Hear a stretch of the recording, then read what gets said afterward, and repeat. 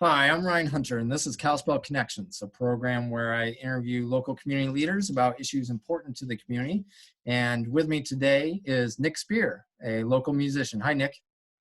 How's it going, Ryan? All right. Thanks for joining us. First, could you tell us a little bit about your music career locally and also how the pandemic has affected you and how you've had to adjust the way you do things with your music for the pandemic? Sure. Yeah, I'm a musician, write for a little bit of TV, a little bit of film. I play solo, in area bars and restaurants, like a lot of people. I play in an '80s cover band called New Wave Time Trippers that we've been together for I guess about seven years, and I mean it's affected things greatly. No one can go out to see live music, and we're just coming back into phase two. So for some of the solo musicians, I think it's going to definitely change things. But as far as people standing shoulder to shoulder in a bar to see a rock band or like a band like mine, like a new wave cover band, it's I think it's going to be a minute. So I mean, it's impacted us greatly. I mean, you can't gig, um, but really, I mean, it's small potatoes compared to, there's a lot of people in a lot of sectors out of work. Musicians are just one more in the group of those in the gig economy. And, a lot of us in the Flathead, it's the Flathead. Most of us have more than one job. Right. And, a lot of it's, gig related, and it's dependent on tourism, which, is at a standstill. So we're at where we're at. So I'm coming at you from my hunker bunker, AKA my walk-in closet where I record. I Yes. got that. I talk to you. Oh, there you go. Hey, that's perfect. That's a good prop for this program. But you've done some videos and doing some online stuff as well. I'm really impressed with what you're doing with Susan O'Day and the covers you guys have been recording together. I mean, that's a lot of fun to watch that and really incredible music. Thanks so much. Yeah, that was her idea. I met Susan years ago. We were both involved in a production with Alpine Theater Project up in Whitefish, and I directed her, and she was in the cast, and she's just a fantastic singer. And she lives in New York City, and she just texted me and said, "I'm going crazy. Do you want to do like a recording?" And I was like, "Sure. Can we do something upbeat?" Because I usually write really dark stuff. And now that we're in a dark land, I'm like, I don't really feel like it's necessary anymore. Maybe let's shine a light. And so the response was, so good on our first video. We're like, well, let's just do this once a week. And so we've been writing arrangements and got another one dropping tomorrow. Just Oh, great. trying to just, enhance people's moods and working for tips and, and if people want to tip, cool. And if they want to just share it, I mean, I know I'm not in a position to tip anybody, so it's like no pressure at all. We're just trying to spread it out there and get people to, chill out. There's Yeah. a lot of politics getting thrown around too now. Yeah. It's like if you're wearing a mask or you're not wearing a mask, or it's like, just tell me what to do. What do you want me to do? Yeah. Now, what's the most number of views you've had for some of your videos? You know what? I think when we did our cover of Kashmir with my friend Jason in Ann Arbor on the accordion, I think we ended up with like 7,000 views. Yeah. But I mean, there's other musicians that are just crushing it online. Like Dan Dubuque is a great example. I mean, he's got almost 1 million views on his cover of Rage Against the Machine, "Killing in the Name of," that Tom Morello, the guitarist from Rage Against the Machine, actually retweeted. So like, Wow. I think a lot of people are just, kind of blooming in Yeah. this strange dark time. But Yeah, and he did that video out on an ice-covered lake too, which was beautiful. I think it helped the yeah, scenery too, the setting. But for and that's sure. Yeah. go ahead. No, I'm just saying there's a lot of people have switched into this weird, a lot of musicians anyway have switched into this online mode of like, well, and I was really reticent to, I didn't even know what Venmo was. I was like, what? And like, well, she put it up, and I'm like, okay. And so, it's just weird. I don't want to be like,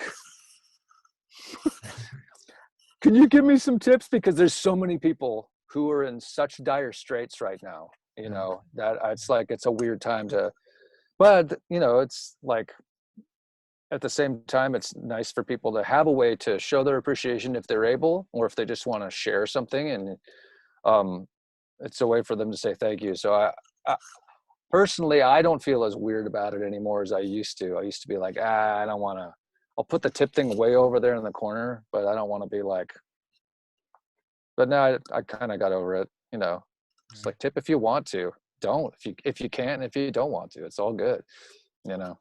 Right. And but there's concern with the pandemic and stuff about the viability of the local music scene because you can't be out in the community doing the live gigs, at least not until phase two here is opening up.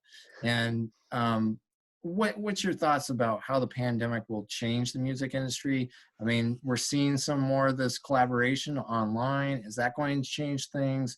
Is the music industry going to be stronger, be weaker? What's your sense as to how this is going to impact the music scene? Yeah, I think the creativity is unstoppable in any sector, whether you're talking about business creativity and people just figuring out different ways to handle it, or our actual artistic creativity. So that's, you know, people will shift business to online if they can. As far as like how it's going to impact the local economy, it's going to like, it's already impacted it. I mean, my band New Wave Time Trippers was originally slated to play Great Northern Bar in Whitefish on May 16th. And then like 3 weeks before, I talked to the manager and he's like, what do you think? I'm like, what do I think? You, we shouldn't play. It's like, how many people are allowed to be in your bar? You know, it just doesn't work. It's not going to be fun for the people who come in. No one's going to want to pay a cover charge. I wouldn't want to pay a cover charge right now. Um, and so our next club gig like that is scheduled for early July. I don't know if it'll happen. If it's allowed to happen, like, okay, you're allowed to have 50 people in the bar. Well, okay, that's not really enough from a business standpoint from a bar owner to pay a band. It's like, if they're in there, they should hopefully be buying drinks and chicken wings or whatever. So and then beyond that, there's a certain point where, well, you're allowed to have more people in, but are people still freaked out and not willing to come in?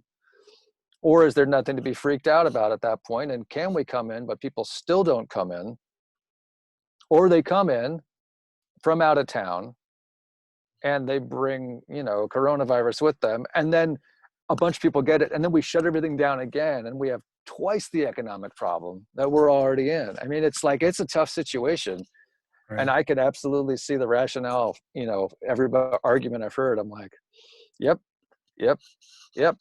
I Yeah. don't know. I don't know when we're going to be back. And, you know, it's kind of this moving target. It seems like, you know, for a while there, it was day by day. And now it's like every couple of days, things shift. You know, we got 6 new cases in Ravalli County because someone flew in from out of town into the stock farm, Mhm. refused to quarantine, spread it to 6 other guys. They all went to bars. So you go down to Hamilton, Florence, Lolo, that they're, I mean, it's there. Right. And then there's the flip. It's like, yeah, and we're all going to get it eventually. And the whole purpose of this is to like just not have a line around the block at urgent care. Right. So it's just a tough call. I don't know when we can get back to normalcy, when we should get back to normalcy. I mean, I don't think there's anybody out there who's like, who wants it to stay like this. Nobody wants it to stay like this.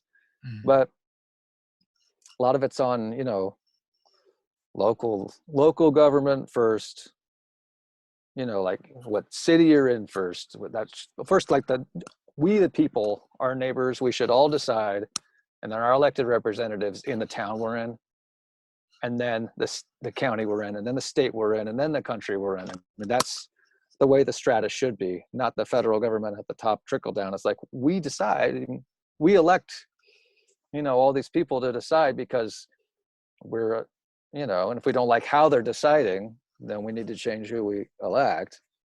It's weird. It's hard to not get into a political conversation Right. because Right. it's like how we're reacting has everything to do with politics. And, it's why we have elected officials, because I don't want, when I'm done gigging, I don't want to go through a 900-page law document, nor do I have the training. That's why we elect people to do it. Right, right. Unfortunately, a lot of those decisions are, coming from the health board and the Yeah, director of the health department. But on, sure. hopefully it's being made on, and I know locally it is based on the health Right. science of it.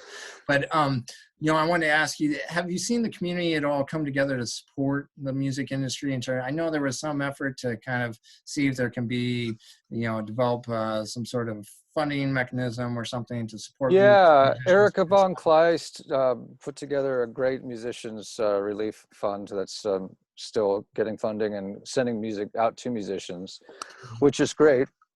um, that's the only thing I can think of immediately on a grassroots level here in the Valley. Mm-hmm. Um, but there's other, a lot of places have shifted their focus and tried to figure out a way, how do we still reach people when they're quarantined. Calico, the Kalispell, Arts Co-op down there, they shifted everything from having these live shows to now they're doing online stuff and still able to like stay involved and keep people involved. And so I'm sure there's lots of things happening in little bubbles, even here in the Valley, that, everything, it's so insular now. The fact that we're having this interview like this is just like, it's weird. Yeah, yeah. And it's upsetting for a lot of people. I'm kind of like, I always hang out in my closet and record anyway. It's not that much different for me, except I don't go out, to play a bar till 2 a.m. anymore. Yeah, yeah. You find out who the introverts and extroverts are during this process. For real, yeah. I got a lot of introvert apparently. Yeah. So last question for you, but music is something that really transcends differences. We talk about the political differences and all this, but music really Sure. transcends that. And it's where I think a lot of people turn to when they have those strong emotions and so I'm just wondering what your thoughts are on the ability of music to provide solace during this time, uncertain time, and really bring the community together. Have you thought much about that and the power of this art form to serve that community interest? Yeah, and I think that was a big part of the decision between Susan O'Day and I to make sure that what we're doing isn't too heavy right now. People get enough heavy right now. I mean, me personally as a songwriter, before this moment, I was writing very dark things as a warning. Now that we're in dark times, I don't need to warn anybody. I just need to be like, it's okay. I mean, I've kind of been in this weird like mindset for a long time of like, things can get weird. And now that they're weird, I don't want to tell people things can get weird. I want to tell them it's going to be okay. So yeah, music, art in general just has a transformative quality. And any kind of art, every kind of art, every kind of music. There's such like a great music scene in this valley. Some talked about, some not. Like the metal scene in Kalispell is great. I mean, it's like, but it doesn't get much PR because they're not necessarily playing clubs, up in the tourist land of Whitefish on a Saturday night all the time. But there's so much art in this valley, and there's so much creativity in this valley, and there's so much creative thinking in this valley on a business level that I think we'll get through it. It's kind of helpful. I think the political divides among us are helped by the fact that if I get into like a social media argument with somebody, I have to see them in line at the supermarket. Right. That keeps you in check in a small valley. It's like, I've got really good friends on both sides of the aisle, really good friends who hate the kind of music that I play in my 80s band. And really good friends, on the other side. And it's like, that's what it's about. And that's what makes this so hard.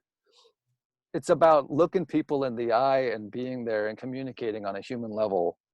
And it's really hard when we're all cloistered away and not able to have a community moment, like going to a crowded bar, having a beer watching a band. It's tough right now. We got to remember that we're all still who we were before this thing, Mm, and we'll get through it yeah, with art. yeah, yeah. Well said. Yeah, and I think I agree with you that this something about this valley. The music scene for such a small population, and the art and the creativity is it's really fun, and I think it serves us well as a community. So I thank you for your music and. Yeah, thanks, man. Yeah, and for what I know you'll be doing to build that community as we get back and rolling up. So thank you very much for coming on the program and talking with me. I appreciate it. Thanks for having me. Take care. All right.